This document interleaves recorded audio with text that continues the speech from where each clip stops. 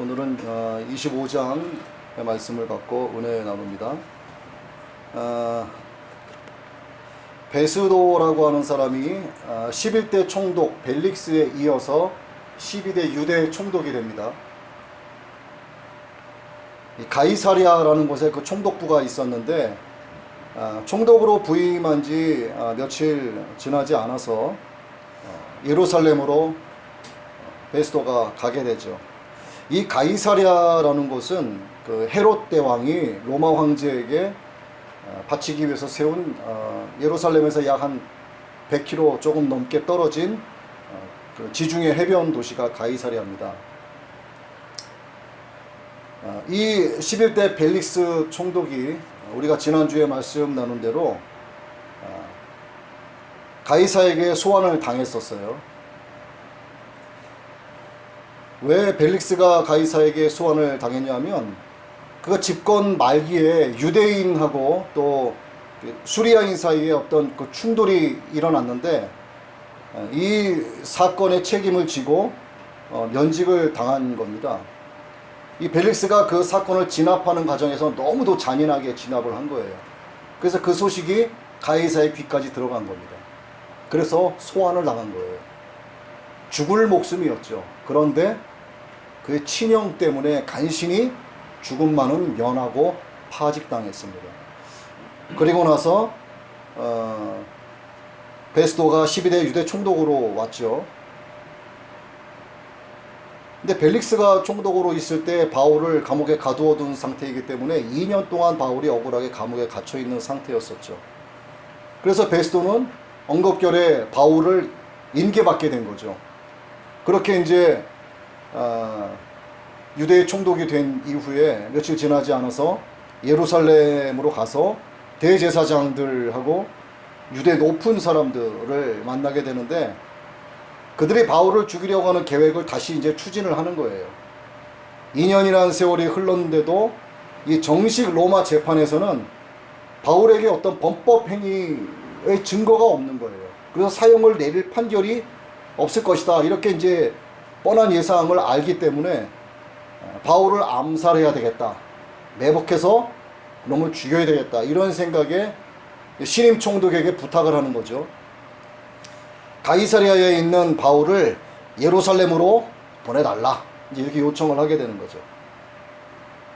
하여튼간 이 악한 영은 아주 집요한 구석이 있습니다.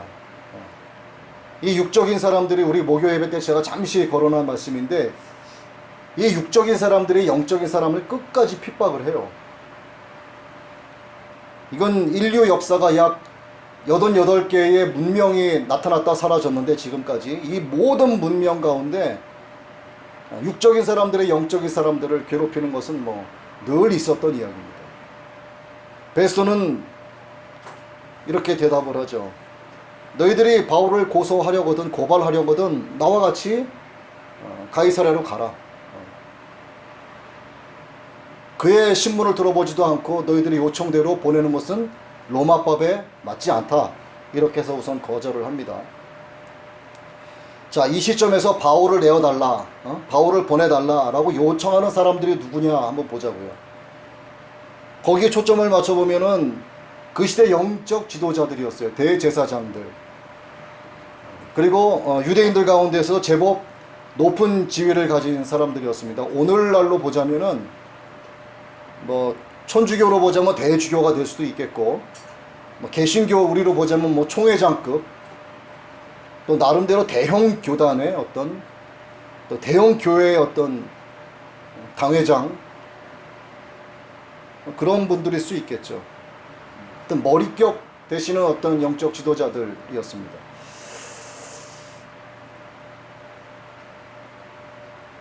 최근은 아니지만 작년 언제쯤에 유사한 사건이 있었어요. 유사한 사건입니다. 여러분 잘 아시는 국내외 유명한 김모 선교사님이라고 계세요. 순회 선교단을 이끌고 계시는 분이신데 그 선교사님이 이단이다. 이렇게 해서 공청회를 하는 그런 일이 발생이 됐습니다. 어처구니가 없는 일이었는데 그 선교사님을 이단이라고 몰아세운 교계에서 제법 큰 소리 좀 친다는 목사님들이 그런 자리를 마련을 하게 된 거죠.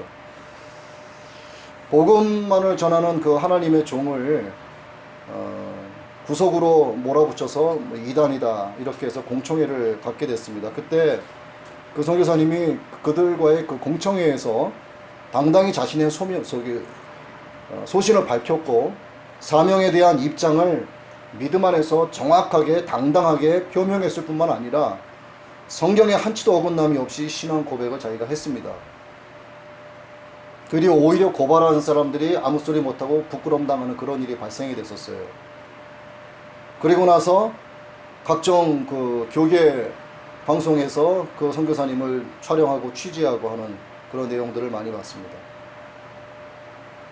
그걸 보면서 그 선교사님을 고발했던 그 나름대로 그 지체 높으신 그 목사님들을 보면서 이 대제사장들 그리고 유대 높은 지위를 가진 사람들이 바울을 고소하는 것과 다를 바 없다 이렇게 생각을 했었죠. 그 당시에. 그로부터 시간이 이렇게 지나서 오늘 이 말씀을 또 전하게 된 겁니다. 이 대제사장이라고 하는 사람이 어떤 위치에 있는가? 이 나라의 백성들을 영적으로 지도하고 바른 길을 갈 수 있도록 인도해야 되는 그런 막중한 책임을 가진 사람인데 그들이 앞장서서 불법을 저지르고 있는 거죠. 그들이 바울을 암살하겠다. 이거의 주범으로 그들이 나서고 있는 겁니다. 이것이 오늘 본문 첫머리에 나오는 내용이죠. 보통 로마에서는 감금된 지 2년이 지나면 로마뿐만이 아니고 일반적으로도 어떤 죄 때문에 한 2년 정도가 지나게 되면 잊어버리죠, 보통은. 그런데 끝까지 바울을 포기하지 않았습니다. 가이사랴에 있는 바울을 예루살렘으로 보내달라고 한 것은 재판하는 어떤 그 사법 질서에도 좀 어긋난 것이죠. 하회에서 처리하지 못해서 상회로 넘어간 사건인데 다시 하회로 돌려달라. 이런 경우는 없는 거죠. 만일 베스토가 예루살렘으로 보내주겠다.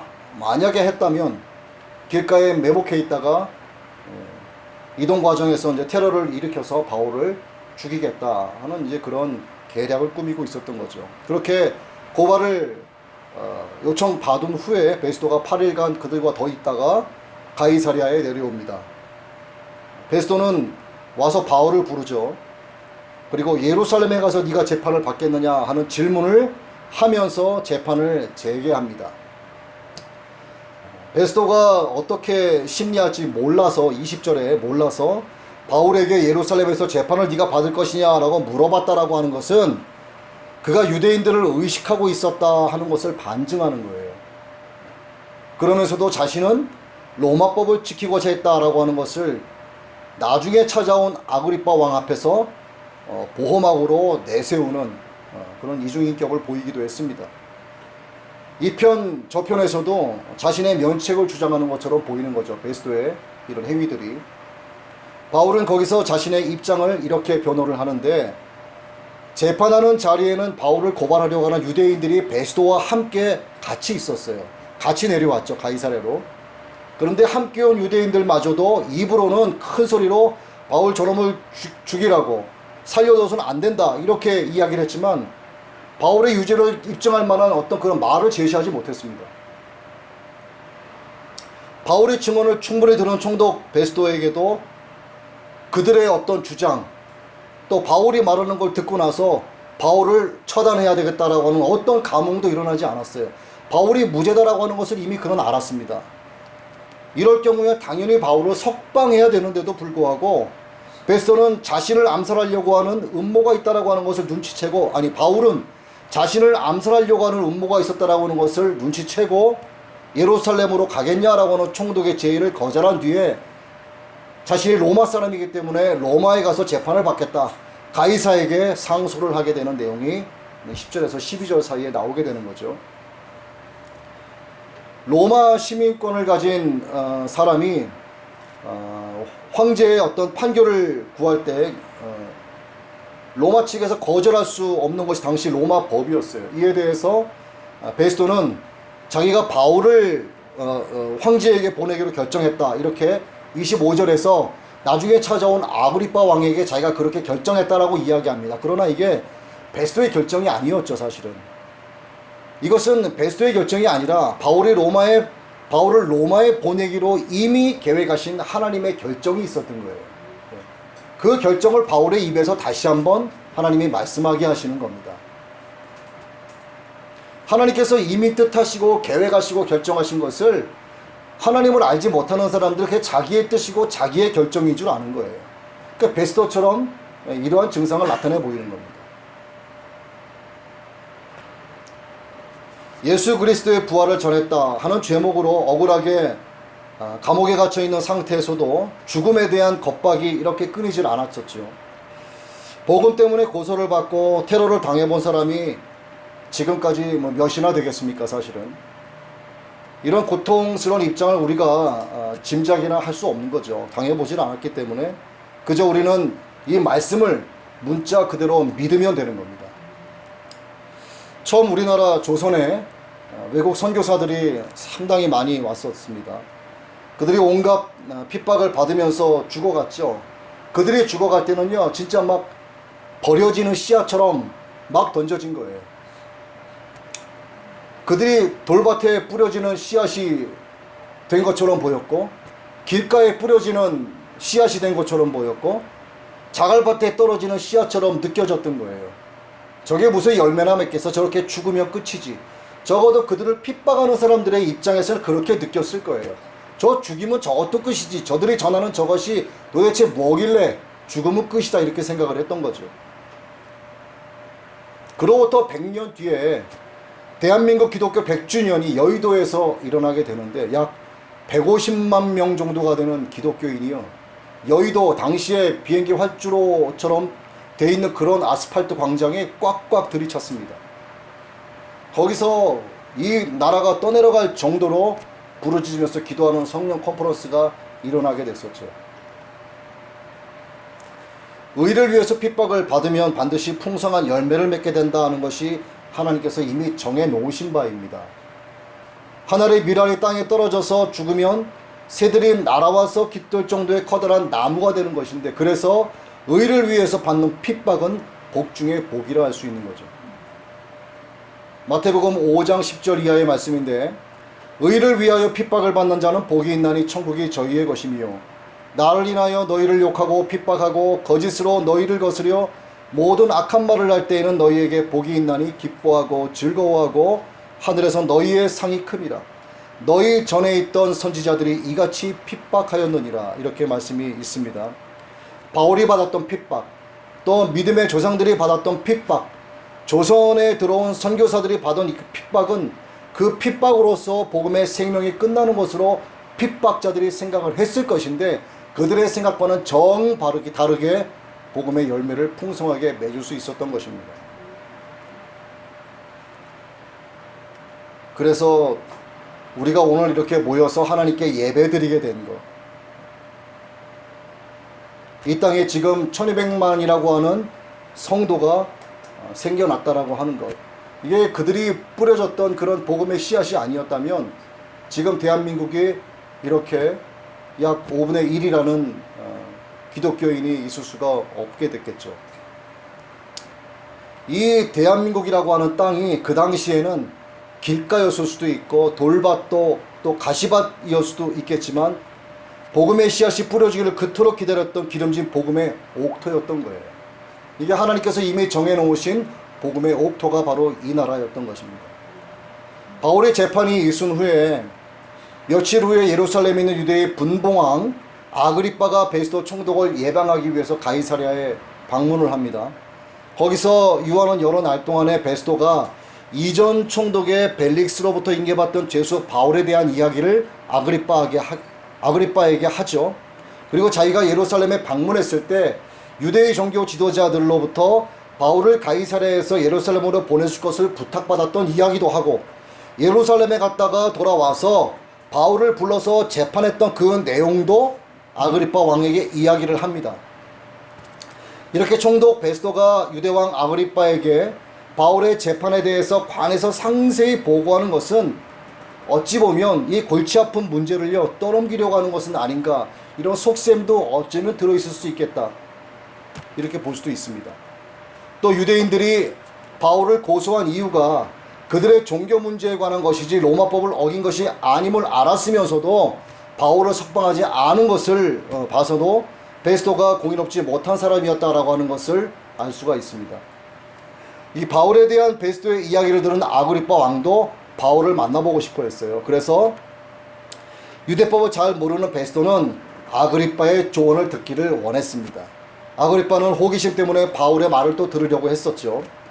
그 계기로 바울이 베스토 총독과 고관들 앞에서, 그리고 아그리빠 왕 앞에 그 다음날 서게 됩니다.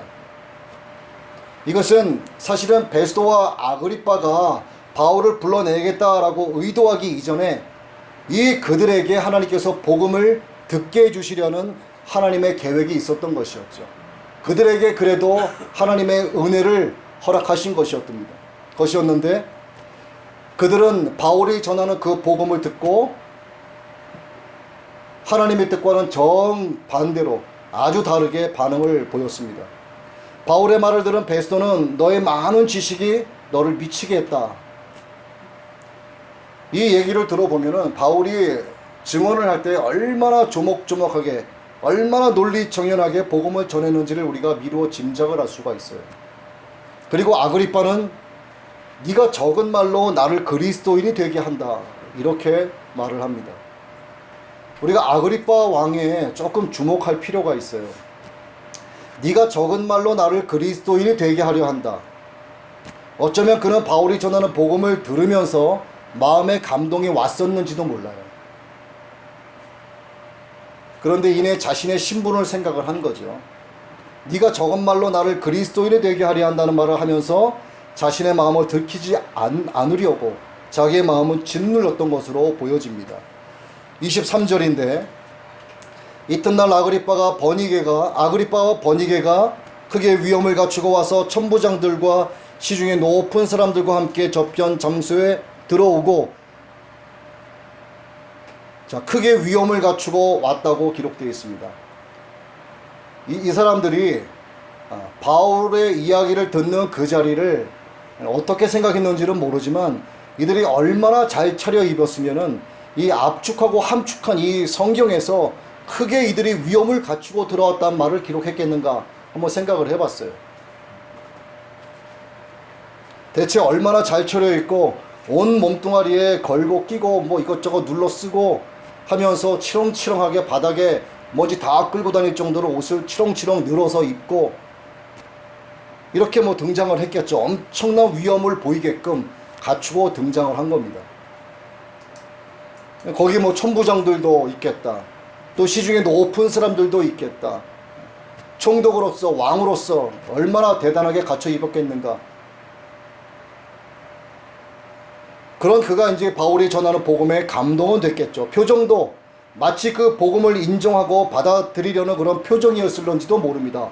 왜 이런 말씀을 드리냐면 사도행전을 내용으로 만든 영화가 있는데 이 영화라고 보기는 어렵고요. 그 말씀을 영상화한 게 있어요. 거기에 아그리빠의 표정을 가만히 보면은 표정의 변화가 일어나는 것을 잠시 보여줍니다. 바울의 말에 뭔가 감동되는 듯한 표정을 화면에서 볼 수가 있었어요. 제가 이거 말씀을 준비하면서 그 영상을 제가 찾아서 봤거든요. 그래서 이렇게 말씀을 드리는 겁니다. 그러나 애써 마음에 들어오는 감동을 짓눌렀던 것이죠. 네가 뭔데 저것 말로 나를 그리스도인이 되게 하려 하느냐.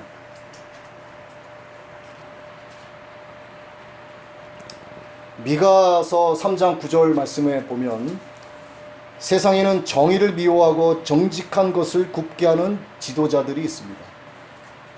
어느 나라에나 그런 지도자들이 멍석을 다 깔고 있죠. 여러분도 지금 이 시대의 이 정부, 그리고 또 이 정부의 중심에서 권세를 잡고 있는 어리석고 미련하고 정말 정의롭지 못한 사람들을 여러분들이 보고 있습니다. 온 나라가 사실 거짓말 투성이죠. 이게 뉴스를 보더라도 저것이 팩트인지 픽션인지 알 수가 없어요. 뉴스가 팩트면은 그냥 전하면 되는데, 뉴스가 만약에 픽션이면은 그들이 맨날 모여 앉아가지고 거짓말 째내기 위한 스토리보드를 만들어내는 겁니다. 그들이 하나님을 두려워하지 않는 사람들이라면 그들의 양심이 그들을 매일 정죄할 것이에요. 그런데 그 양심마저도 화인 맞았다면 겹겹이 쌓인 죄딱지로 죄를 죄로 여기지 못하는 상황까지 이르게 된 거죠. 그러니까 죄가 곧 내가 되는 거죠. 내가. 뭐 죄하고 나하고 따로따로 생각하는 게 아니고, 죄는 그냥 내가 되는 거고 내가 곧 죄가 되는 거예요. 그러니까 죄와 내가 그냥 하나예요. 하나. 그러니 죄를 죄라고 말하고 잘못된 것을 잘못됐다 말하는 사람을 가리켜서 그들이 하는 소리가 극우판이 어쩌니 이렇게 표현하는 겁니다. 진짜 똥싼 놈이 큰 소리 치는 거죠. 이 죄 때문에 아주 눈이 그냥 완전히 뒤집혀졌죠. 그리 뭐가 보이겠습니까? 그러니까 자기들이 죄를 짓고 있는 게 아니라 자기들이 정말 잘하고 있다 이렇게 생각을 하는 거예요. 그러니까 소신 있게 밀어붙이는 겁니다. 그러니 누가 뭐라고 한들 수렴청정이 있을 수 있겠어요? 자유민주주의에 기반을 둔 기독교의 관점의 홍익인간의 정신은 아예 없어졌습니다. 하나님 말씀을 기준으로 모든 사람을 의롭게 하고 또 이롭게 할 수 있는 그런 정신이 대한민국에서 지금 사라져가고 있는 거예요. 하나님을 대적하고 성경에 반하는 죄의 수위가 이제 차오를 대로 차올랐어요. 이 모든 상황을 하나님께서 뒤집으실 그날이 이제 코앞에 사실은 와 있습니다. 그 나라의 지도자들이 이러한 죄의 길을 갈 때 백성들이 고통을 받게 되는 거죠. 그러나 이보다 더한 것은 이 세상의 지도자가 문제가 아니고 영적 지도자들이 악을 행하는 영적 음란의 죄를 범하면 그 나라는 소돔의 심판을 받게 되어 있는 거예요. 어쩌면 하나님은 이 나라의 영적 지도자들이 잘못되어 있기 때문에 그릇된 길로 가고 있기 때문에 세상 사람들을 가리켜 하나님께서 애굽에서 백성들을 이끌어내실 때 바로를 하나님께서 도구로 사용하신 것처럼 이 세상 나라 지도자들을 악의 도구로 사용하셔서 교회 영적 지도자들로 하여금 교회로 하여금 깨어서 기도하게 하시려고 하시는 건지도 모르는 겁니다. 그나마 다행스러운 것은 그래도 이 나라의 교회가 비로소 정신 차리고 모여 하나 돼서 기도하기 시작했다 하는 거죠. 그래서 우리는 감사할 수 있어야 됩니다. 그래서 여러분 주님의 이름으로 부탁드릴 것이 우리가 국민으로서 또 그냥 국민이 아닌 하나님 나라의 국적을 가진 성도로서 이 나라와 민족을 위해서 기도하셔야 되는 거예요. 반드시. 특히 성경에 반하는 짓을 하는 자들이 정권을 장악하고 있다면은 주님의 이름으로 그들의 죄악이 그들의 머리로 돌아가게끔 기도해야 됩니다. 끝까지 그들이 하나님께 반하는 짓을 한다면 그렇게 기도할 수밖에 없는 거예요. 또 주님의 이름으로 나가서 헌신하고 싸우고 있는 기독교계의 영적 지도자분들이 계시죠. 그분들을 위해서도 여러분 같이 기도해 주시기 바랍니다. 이 세상 나라의 지도자가 죄악의 길로 가는 동안에 이 나라의 기독교 지도자들도 세상의 문화에 휩쓸려서 세상적인 기독교 문화를 교회 안으로 끌어들이는 등의 이런 죄악된 짓을 많이 사실 범해 왔습니다.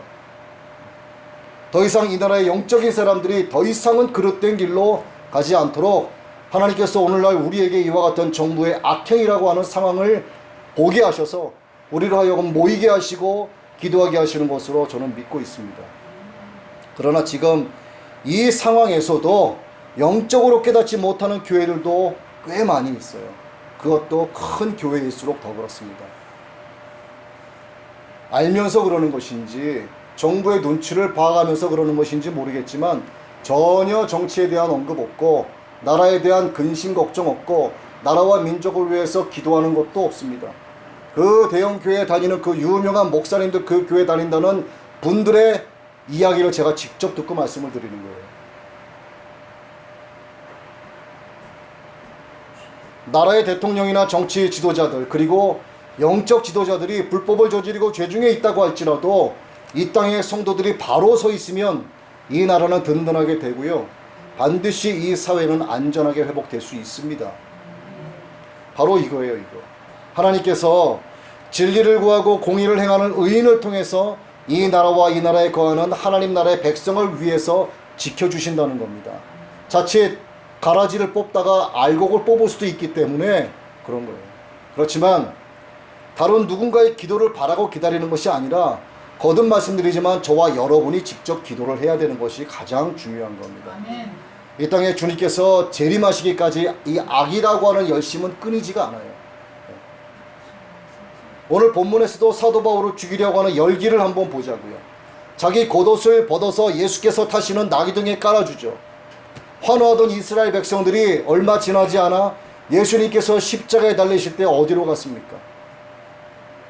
예수를 죽이라고 큰 소리치고 아우성 쳤죠. 제자들은 또 어디 갔습니까? 다 주를 버릴지라도 나는 주님을 버리지 않겠다라고 했던 베드로마저도 마지막에 주님께서 십자가에 달리실 때 어디에 있었습니까?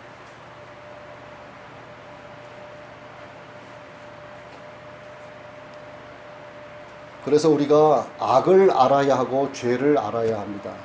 여러분, 지피지기면 백전불태라는 말이 있지 않습니까?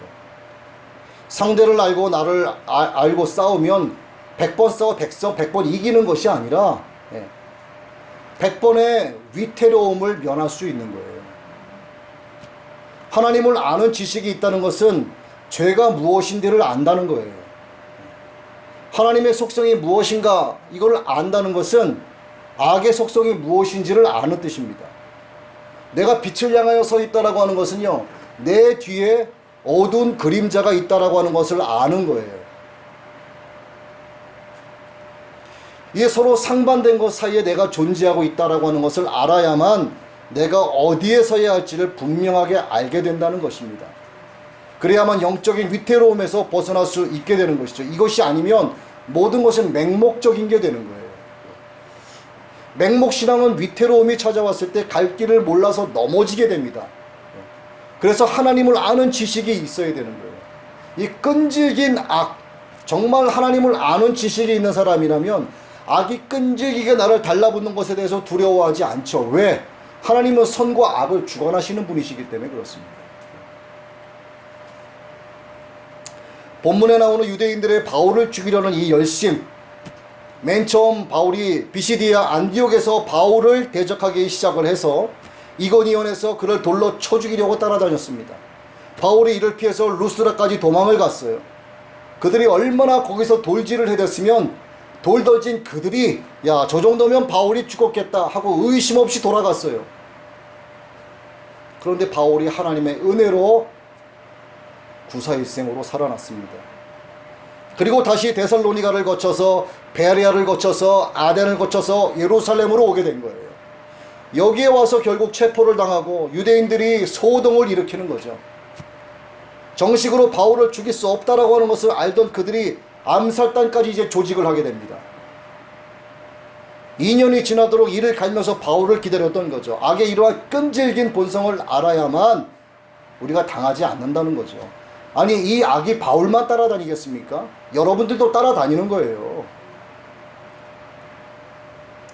그래서 우리가 다음으로 볼 것은 이렇게 무섭고 끈질긴 악 앞에서 하나님의 사람들은 어떻게 살 것인가 하는 거예요. 간단합니다.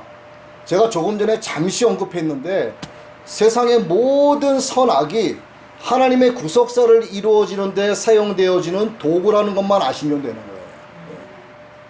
악이 하나님을 이길 수가 없는 거죠. 어떻게 악한 영이 하나님의 영을 이길 수 있겠습니까?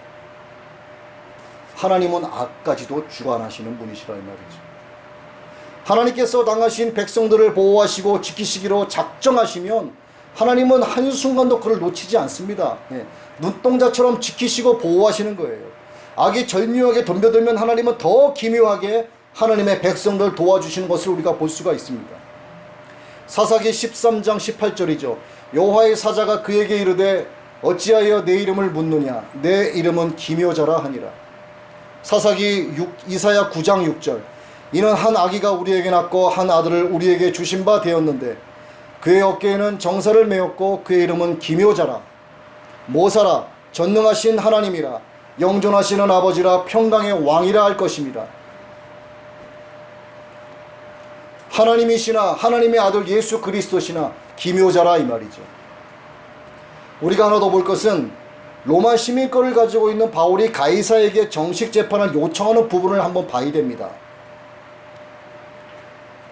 바울은 여기 가이사라에서 죽지 않기 위해서 가이사에게 상소를 했어요. 얼핏 생각해보면 바울이 죽는 것을 두려워했나? 라고 생각할 수도 있습니다. 왜냐하면 저는 이렇게 생각을 했었거든요, 사실. 잘 몰랐을 때 이제 그렇게 생각을 했습니다. 그래서 여러분께 요거를 잠시 말씀을 드리는 거예요. 이것은 바울이 죽음을 두려워해서 이렇게 얘기한 것이 아니라 의미 없는 죽음, 헛된 죽음을 맞이하지 않겠다라고 하는 것이었어요. 때로는 사지로 가야 할 때도 있습니다. 또 때로는 희생과 손해를 감수해야 할 때도 있어요. 그렇지만 그것이 의미 없는 헌신, 의미 없는 희생이 되게 해서는 안 된다 하는 것을 우리에게 교훈해 주고 있는 겁니다. 이것이. 특히 성도라고 하면은요, 특히 성도라면 세상 안에서 지금 살아갈 수밖에 없죠. 하나님 나라의 국적을 가진 자로서, 이 나라의 국민으로서, 이중 국적을 가진 자로서 이 세상에서 발붙이고 살아갈 수밖에 없어요. 그러면 여러분은 생업을 통해서 그 생업에서 돈과 시간을 들이게 되어 있습니다. 그러면 돈과 시간을 들이는 일에 대해서 헛된 수고가 되지 않도록 해야 되는 거예요. 헛된 수고가 되지 않도록 하는 것이 뭐냐? 목적과 동기가 분명해야 되는 겁니다. 내가 왜 이 일에 열심을 다하는가? 내가 왜 저 일을 그토록 열심히 하는가? 목적이 뭐고 동기가 뭐냐 이거죠. 그것이 하나님 보시기에 중심이 바르게 잡혀 있으면 절대로 헛된 짓을 하는 게 아닙니다. 그것은 하나님께서 내게 맡겨주신 시간의 청지기로서의 사명을 제대로 수행하고 있는 거예요. 그 목적과 동기가 바로 하나님의 영광, 복음을 영화롭게 하기 위해서 하는 것이기 때문에 그렇습니다. 로마로 가겠다라고 하는 바울의 말에 베스토가 황제에게 보낼 상소문을 어떻게 써야 할지 몰랐죠. 로마인의 시각에서 봤을 때 유대인들의 고소 내용은, 고발 내용은 재판거리도 되지 않는 일이었습니다. 요즘은 안 그럴까요? 교회 일을 가지고 세상 재판을 받으러 갑니다. 얼마나 세상 사람들이 웃겠습니까? 영에 관한 문제, 이 신앙에 관한 엄청난 문제를 가지고 이미 공의가 죽어버린 이 땅의 작은 법정에서 판단받으려 하는 것 자체가 잘못된 거라 이 말이죠. 영에 관한 문제는 하나님의 심판대 앞에서 판결받아야 할 문제인데 그러지 못하고 있는 겁니다. 그런데 가면 갈수록 교회 문제로 세상 법정에 서는 경우가 허다한 거예요. 뭐 교회 세습 문제로 세상 법정에 서고, 이게 어디 세상 법정에 가야 할 문제겠습니까? 전혀 덕이 안 되는 일이죠. 하나님의 이름을 땅에 떨어뜨리는 행위입니다. 이것은 더 나아가서 이것이 히브리서 6장 6절 이하의 말씀이 될 수도 있는 겁니다.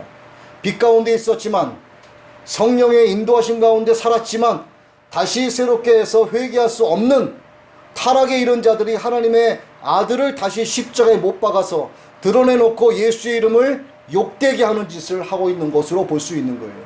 그래서 교회 문제를 갖고 세상으로 가서는 안 되는 겁니다. 세상에 싸움 없는 교회가 어디 있겠어요? 다 있겠죠, 조그마한 것들도. 그러나 성경은 교회의 문제를 세상 법정에 송하지 말라고 단호하게 말씀하고 있습니다.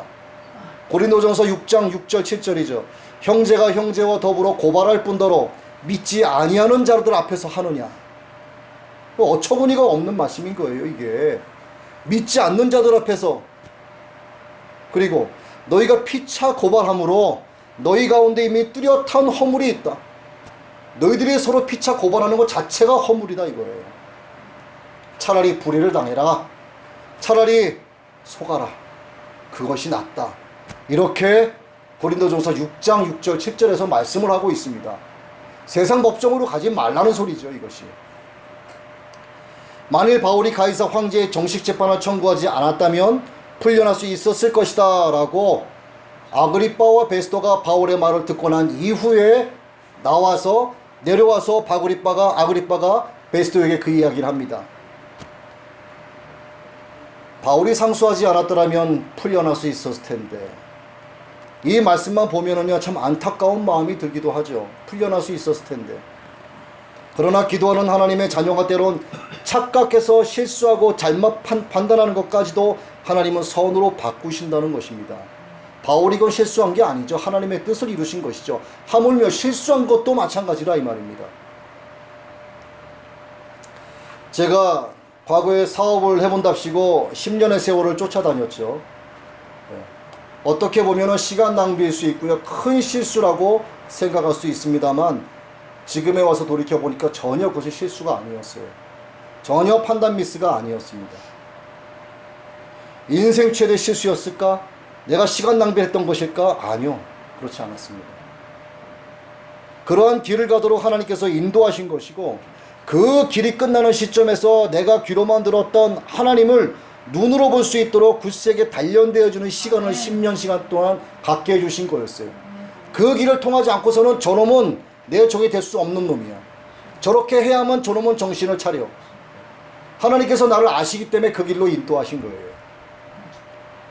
여러분, 귀에서 눈까지의 거리가 얼마나 되겠습니까? 10cm가 안 돼요. 그러나 귀에 머물러 계시는 하나님을 눈으로 뵐 수 있게 되기까지는 사람에 따라서 몇 년이 걸릴 수도 있고, 어떤 사람에 따라서는 질병으로 하나님이 치실 수도 있고, 경제적인 문제로 치실 수도 있고, 법적인 문제로 다스릴 수도 있는 겁니다. 그렇게 해서 10cm조차 안 되는 이 귀에서 눈으로 볼 수 있는 하나님을 볼 수가 있다면, 경제적으로 고통받고 질병으로 고통받고 법적인 문제로 다스림받고, 차라리 그것이 복 중에 복인 것이죠. 귀에서 눈으로 옮겨진 것은요, 저 집사님이 말씀하시는 하나님, 저 장로님 권사님이 말씀하시는 하나님, 저 목사님이 말씀하시는 그 목사님이 말씀하시는 그 하나님, 성경책 속에 가두어져 있는 그 하나님이 아니라 나를 지으신 창조주 하나님, 나를 구원해 주신 아바 아버지 하나님이 정말 나의 하나님이 되는 것을 말하는 것입니다.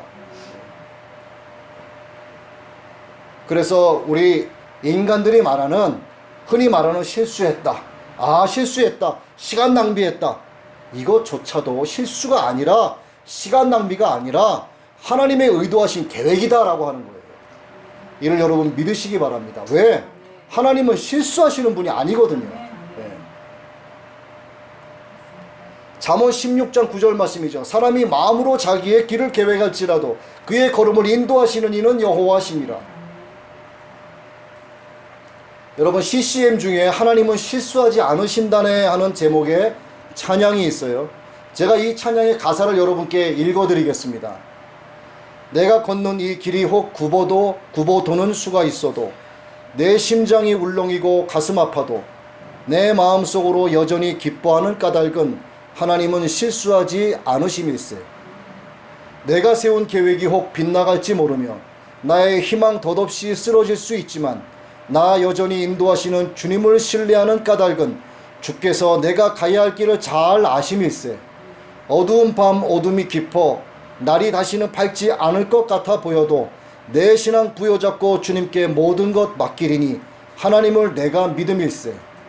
지금은 내가 볼 수 없는 것 너무 많아서 너무 멀리 가물가물 아른거려도 운명이여 오라 나 두려워 아니하리. 만사를 주님께 내어 맡기리. 차츰차츰 안개는 걷히고 하나님 지으신 빛이 뚜렷이 보이리라. 가는 길이 온통 어둡게만 보여도 하나님은 실수하지 않으신다네. 우리도 생명을 잃을 뻔한 위기가 있었고, 또 저나 여러분이나 젊은 날의 어떤 실수 때문에 지금까지도 경제적인 어려움을 고통받고 있는 분도 있을 수 있습니다. 또는 잘못된 식생활, 어떤 잘못된 생활 습관 때문에 질병에 괴로움을 당하는 분도 있을 수 있어요. 이런 일이 없는 것이 가장 좋겠지만, 혹 있다고 할지라도 하나님 주관 하에 있기 때문에 걱정할 이유가 전혀 없다고 하는 것입니다. 이런 거에 부정적인 집착을 할 필요가 없다는 거예요.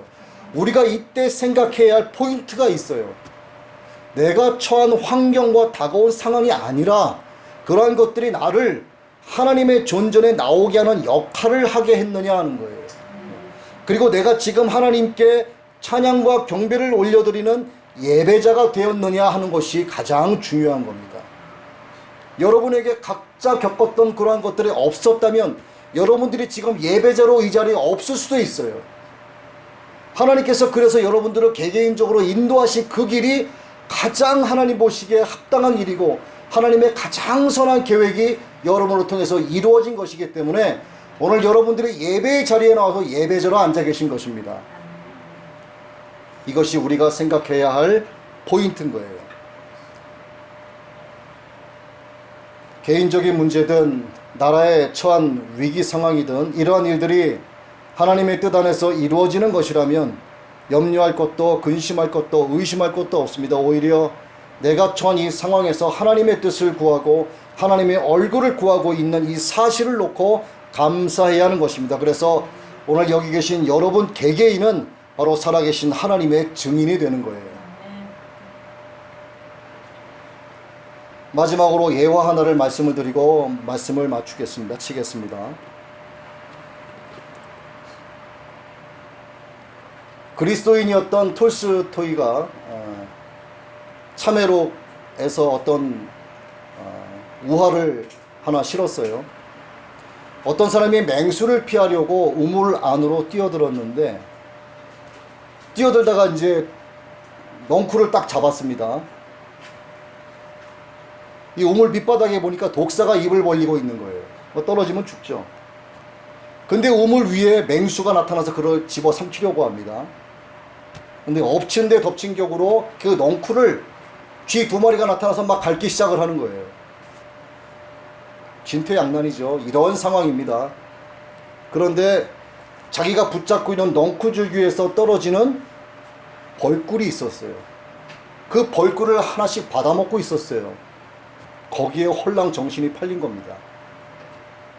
그 꿀의 단맛 때문에 발밑에 독사가 있는 것도 잊어버렸고 맹수가 위에서 으르렁거리고 있는 것도 잊어버렸고 넝쿨을 갉아먹고 있는 쥐 2마리도 잊어버렸어요. 그 세상에 주는 이 순간의 단맛에 취해서 그렇게 위험에 처해 있는 자기 자신을 아예 생각을 안 하게 된 겁니다. 그렇게 꿀을 빨아먹으면서 매달렸던 그가 하나님께 기도했더라면 어떻게 했겠습니까? 단물이 더 나오게 해달라고 기도할 수 있겠죠. 단물이 더 나오게 해달라고. 바로 이런 어리석은 이 사람의 모습이 어쩌면 우리의 모습일 수도 있었어요. 구원자로서의 예수 그리스도를 만나지 못하면 내 욕심, 내 소원, 내 뜻만 이루어지게 해달라고 꿀 좀 더 먹게 해달라고 단물 좀 더 달라고 기도하게 되는 거라 이 말입니다. 이 세상의 탐욕으로 치열한 모습을 보이는 것은 일시적인 단물을 먹겠다고 싸우는 것과 다르지 않다는 거죠. 그렇기 때문에 누구든지 자기 모습을 정확하게 인식을 한다면 하늘을 향해 구원의 은혜를 베풀어 달라고 부르짖어 기도할 수밖에 없게 되는 것입니다.